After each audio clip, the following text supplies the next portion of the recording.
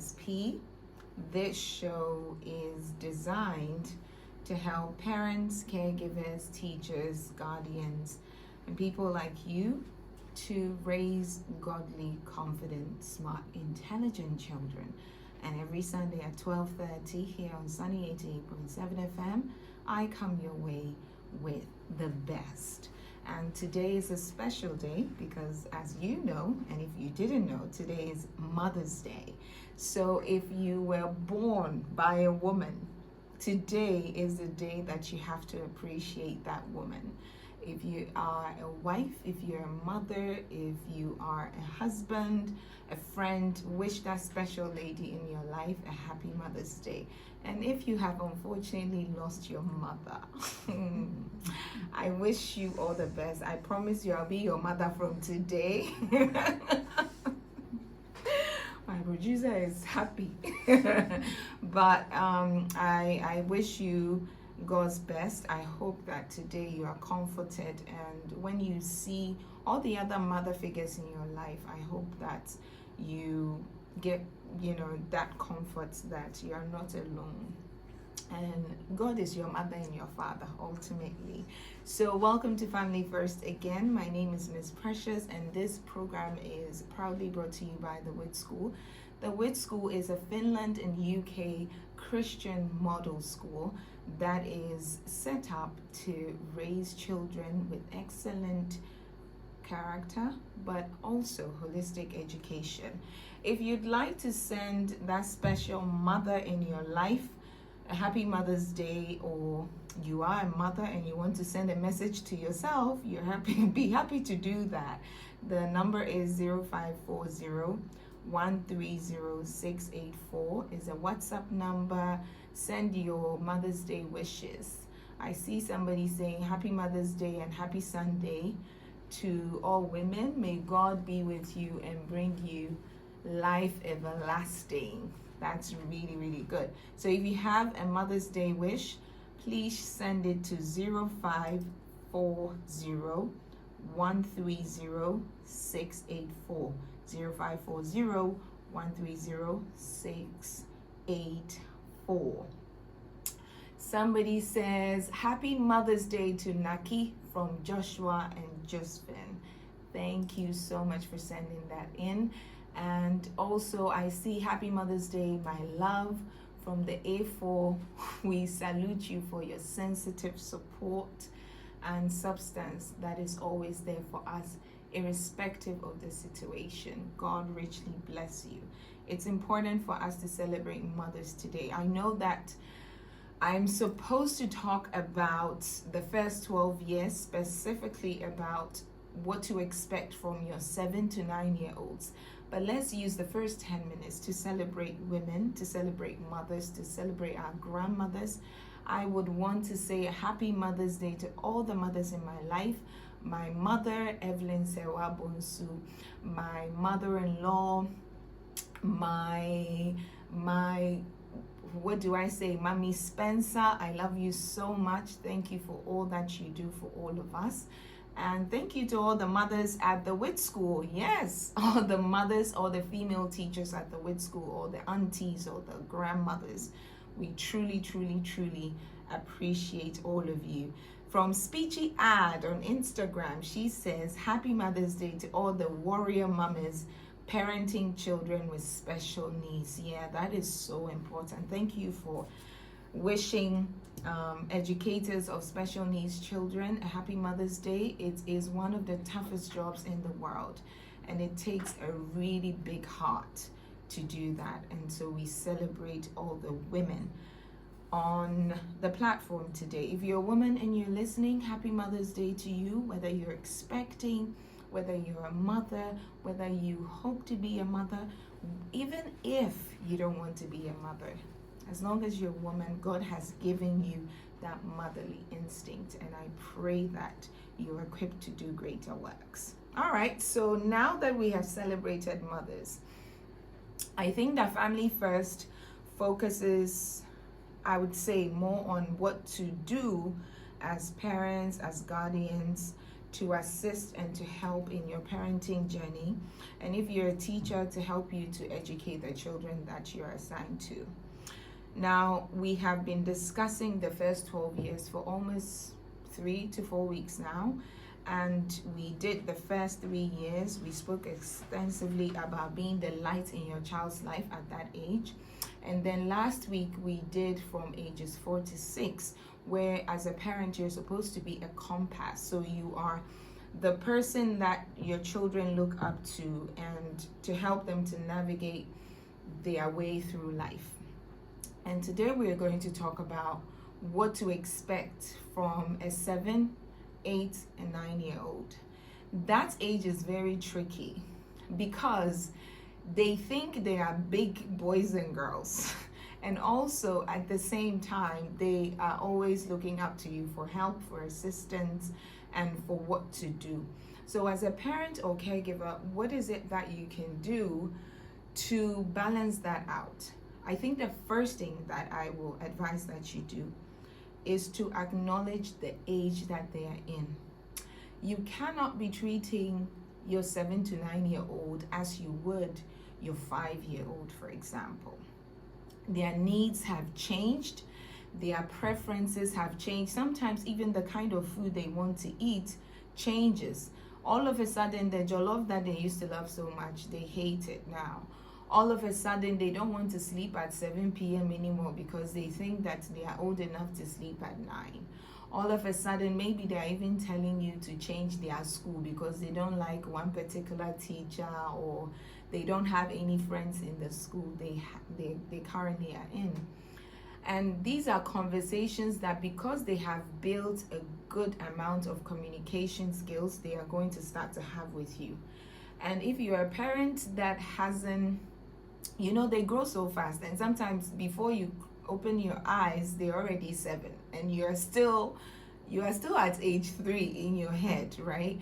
And so you need to step back and start looking at the possible solutions that you can give your child at that age, because those are the ages that if you neglect those questions and they don't go answered, guess what? They are going to ask other people who are not you. So if you're lucky and they ask a teacher who is good and has good values, then thank God, because then that teacher can give them the right advice. But if they ask their friends who are also at the same age, but worse, clueless as they are, then you're going to have double problems. And that age is trickier because most of the time, if you're a parent and you have multiple kids, you will probably have a 5-year-old in the house, or maybe a 4-year-old, and a baby. So that 7-year-old coming to you with all these questions, the tendency to neglect them is very high, because you have a baby that you're breastfeeding. You have a 4-year-old who is still trying to talk or trying to get around the world, that you're trying to be a light and a compass to their younger siblings, and all of a sudden you have to tend to their needs as well. It can be overwhelming. It can be really overwhelming. And that's why if you're a mother, for example, you can employ the fathers. So the fathers don't really do great in the very early years of the children's life. So the first 5 years, they will even ask their children, go to your mommy, if the child said, I'm hungry, right? So at that age is a good time to push your children's needs to their father as much as possible. You can be the guide, you can be there to support them. But if you are supposed to take care of your 2-year-old and your 5-year-old, and daddy is sitting there watching TV, and your 7 or 9-year-old is asking you a question, it's a good time to tell them, oh, go and ask for help from your dad. And because at that age, daddy doesn't have to change diapers and be doing all those little things that they may not be advanced to do, ask for giving advice, ask for showing the children the right things to do. I believe that a dad will be capable of helping a 7 to 9-year-old better than an external person. Alternatively, if you have other adults at home, like an uncle that you trust, an auntie that you trust, because you know that at age 7 and 9, your child can come back to you with feedback. So if, for example, that uncle gave them bad advice. You can ask them, oh, what did Uncle Ernest tell you to do when you asked for help? So if you hear and it wasn't too good, you can at least confront that uncle. It's better than your child being left on their own.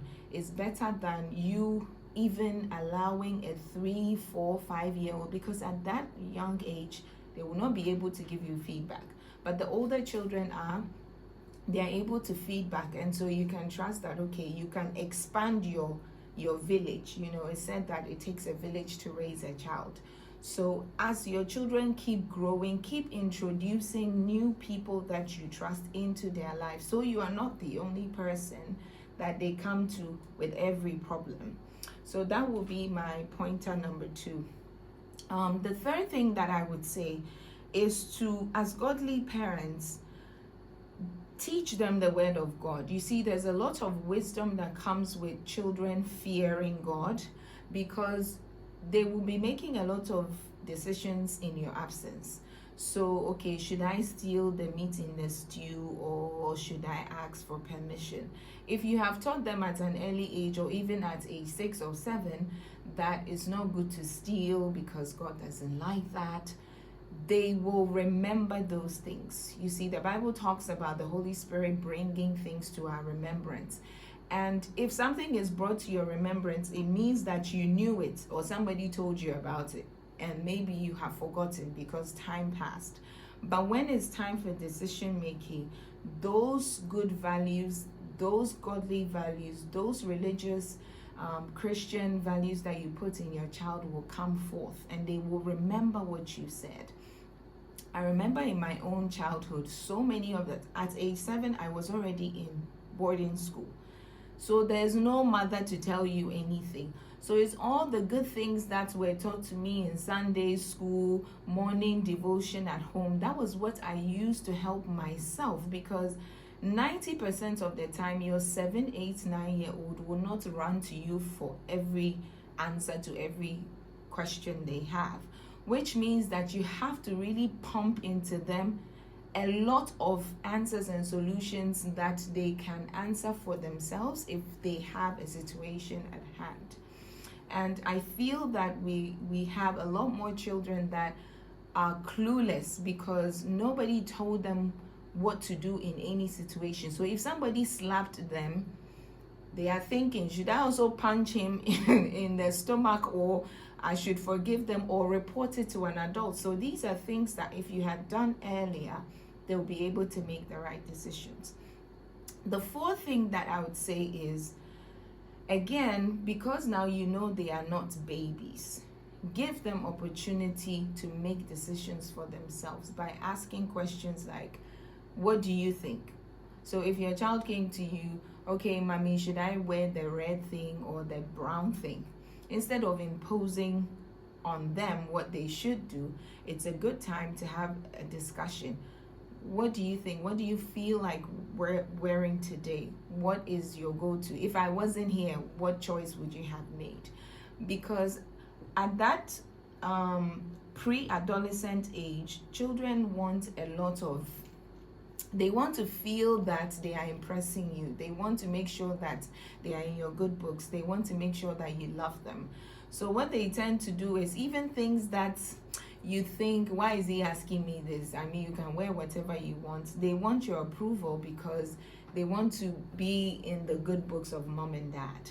And so if you are a very evasive parent who doesn't really care much, you know, they're asking you a question and you are not minding them, or, oh, go and do whatever you want to do, they will stop coming to you, and then they will start going to other people. So be as much as possible very interested in what they have to say, but in the same vein, give them opportunity to make choices. So if they chose the red outfit and you think that the occasion demands a white outfit, you tell them that typically when you're going to weddings, white or blue is the preferred color. So can you save this red dress for Carol's Day in school? That way they know that, okay, my opinions matter too. Because age 7 and 9, like I said before, they don't think they're children, they don't think they're kids. And if you make them feel they're kids, they start to resent you. they start to think that you don't even know what you're saying. And that's why there are a lot of children who trust in their friends' opinions than their own parents, because they feel that you impose things on them. You don't even give them opportunity to tell you why they wanted to wear the red and not the white. Also, the Bible talks about fathers not, and I think it meant parents, we shouldn't exasperate our children. So that's my next point. At age 7 and 9, you see, when a child is 0 to 6, they really don't care what you do. They will do what they want to do anyway. Maybe they will cry, they will throw a tantrum, but they start getting very emotionally sensitive when they turn 7, 8, 9, and upwards. If you shout, so I gave a scenario about a parent with 3 kids. One is 2, one is 5, one is 7. If they are all doing something bad and you shout at them, the 2-year-old will probably laugh and continue to do it. The 5-year-old will not even pretend to have heard you.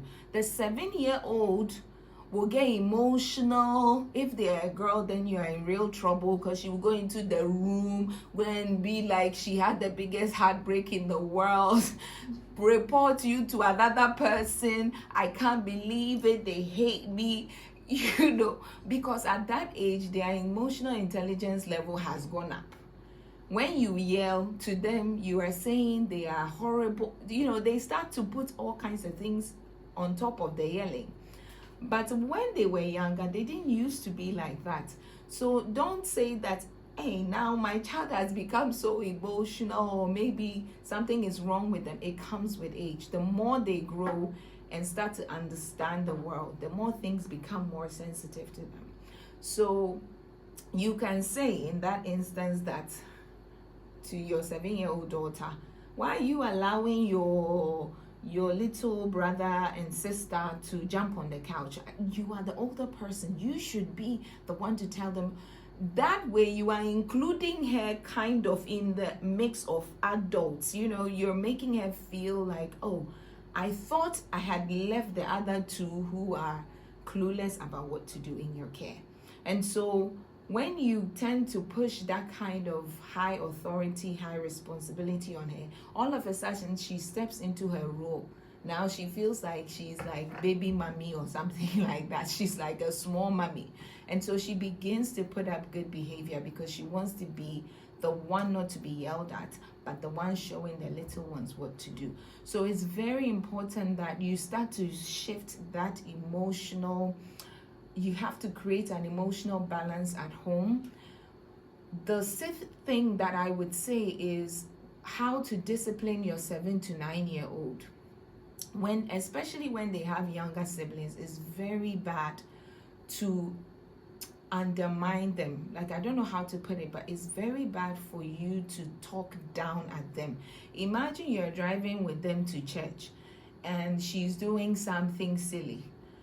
A good way is to say, stop doing what you're doing, because your little brother and sister are going to learn from you.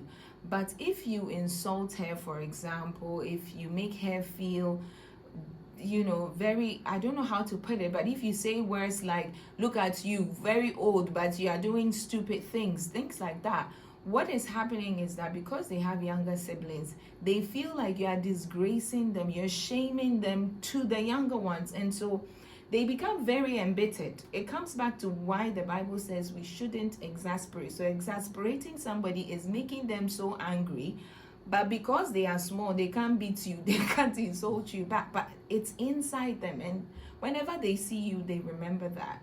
So gain a lot of respect for your children when they attain the ages of 7 going up, because again, like I said before, they become emotionally intelligent. So things begin to, they understand what somebody insulting me without insulting me means, right?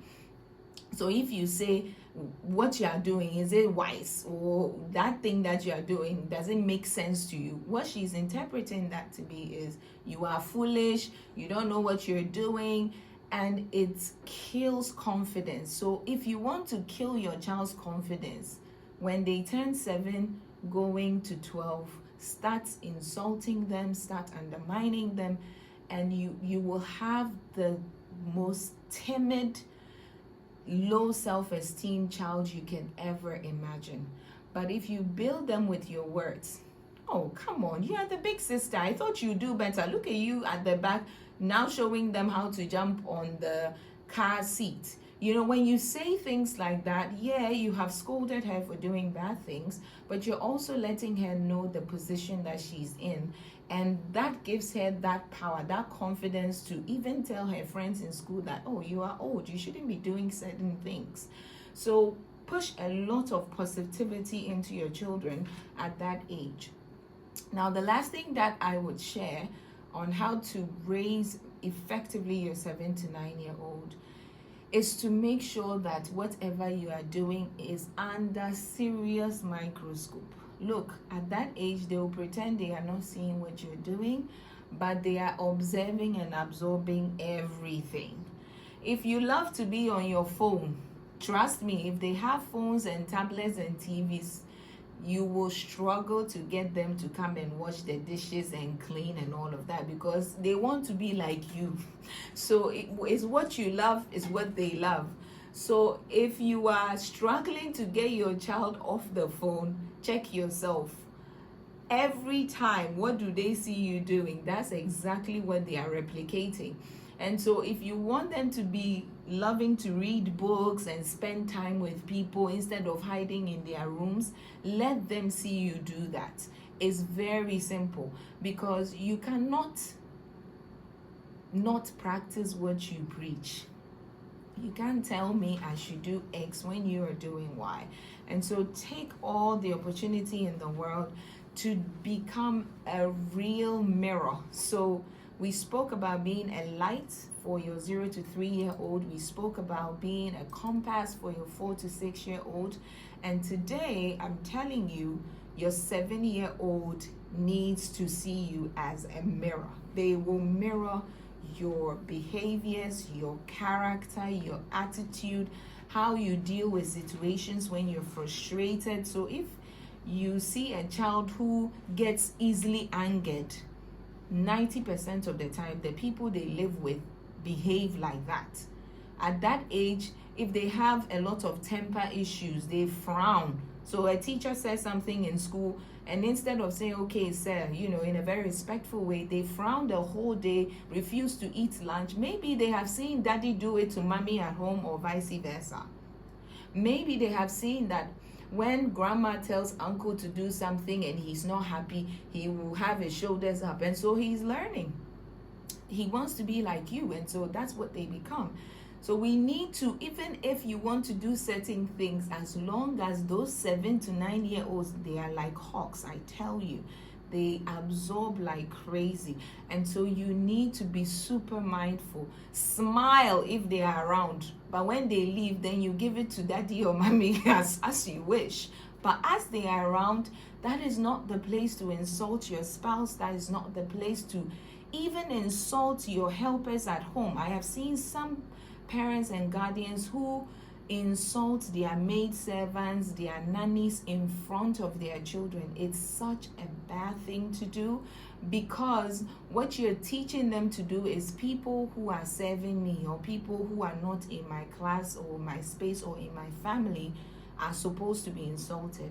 I'm sorry, if you cannot insult your 2, 5, 7-year-old, you should not be comfortable insulting your nanny who is 30 years old in front of those children, because the day you come and find them insulting the driver or a waitress in a restaurant, you will not be happy. And guess where they learn it from?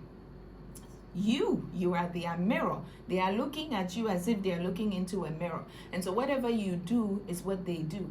If you see a little girl who behaves like a lady, loves to dress, loves to put lipstick, when you see her mother in the PTA meeting, you would know that this is her mother, because her mother loves to dress up. That's how children are. And the more they grow, I want you to realize that you are a mirror to them at age 7 to 9. If you have a 0 to 3, you are the light in their life. Show them the way. And if you're a compass to them, that means they are between ages 4 and 6.